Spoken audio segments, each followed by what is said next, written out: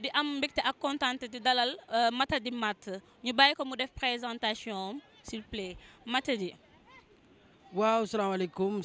maa ngi jaar di màggal ñëpp di nuyu ñi nga xamante ni ñoo ngi may seetaan en ce moment di nuyu aussi waa Africa Channel mi nga xamante ni ñoom ñoo teew tey fii Matady Matt la aka booy Géejawaay bra. Matady man bu ma doon laajte tey dama naan pourquoi ce nom Matady parce que suñ déggee réellement le nom Matady c'est quelque chose de très bizarre maanaam ku matul daal pourquoi nga préféré loolu. waaw non loolu c'est très simple ni nga ko déggee noonu la demee quoi nit ku matul la ba pare nangu ni matuma parce que bon man li ma jàpp mooy benn mbindeef matul yàlla rek a mat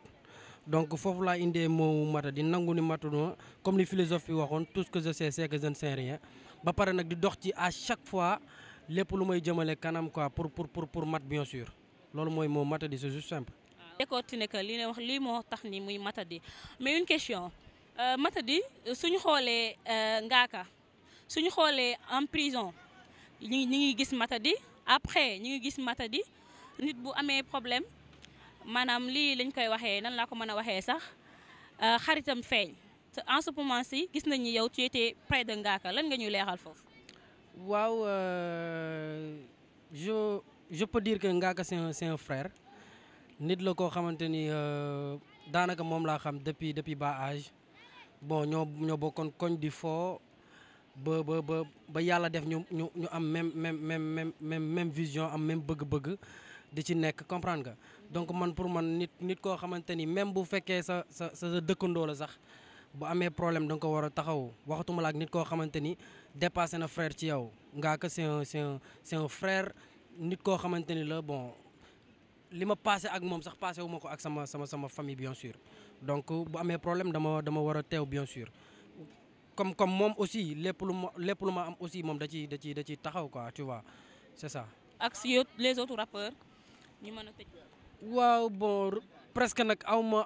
ma relation bu particulier avec les autres rappeurs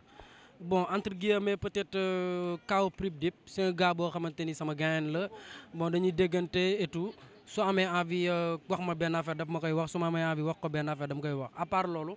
bon aw ma gain quoi à part loolu aw ma beneen gain Ngaaka Blindé mooy sama gain et puis ci loolu laa nekk. am na tamit ay grands yoo xamante ni dama leen respecté ku ci mel ni Simon dama ko respecté ku ci mel ni Karim Xurum Xaq c'est un gars boo xamante ni bon bokk na ci nit ñu influencé ba ñu nekk ci musique maa ngi koy ñaanal jàmm et puis yàlla fëgg boppam ba mu nekkaat ci wéyam quoi tu vois. donc à part loolu Malal sunu papa la et anyway donc ñooñu ñooy sunu ay références yoo xamante ni bi ñuy dugg ci musique presque ñooñu influencé voilà. ok donc en grosso modo dégg ngeen li Matady wax léegi dañ koy wax mu def mot de la fin. waaw mot de la fin mooy maa ngi ziar maa ngi rafetlu aussi seen teewaay fii donc di la nuyu yow aussi. di nuyu sama waa staff yëpp ñoom lem Zayen maa ngi nuyu Ngaaka Blindé sunu staff la bokk bien sûr parce que lépp lu ñuy def day simmeeku teg mu artiste yëre artiste am fee di ci taxaw comprendre nga maa ngi nuyu aussi le snapper c'est un gars boo xamante ni tout le temps mi ngi ci terrain bi fu ma tourné photo mata yi ngay gis yëpp ndëpp yëpp Leuz moo koy def et tout donc ay ñoom Ngacci maa ngi ñoom Thier Bilo comprendre que SB shoot aussi c'est un gars boo xamante ni lépp lu may def ci shooting moom moo koy def donc maa ngi shout out ñëpp daal di nuyu ñoom Kaana anyway waa Géejawaay yëpp gang bi maa ngi leen di ziar yesaay. yaa dégg ngeen Matady mais bonus loxo bi. waaw loxo bi dama doon bëreeg booy boobu noonu mooy Bilo. mu def ma nii quoi dañ doon foo et tout donc mu gaañ ma. yow ngaa ko dem arena ngay daal. waaw gis nga mais loolu mais ñu ngi koy waajal bien sûr lii d'ici quelque temps day dañ dégg ñu nekk ci leneen bëggee.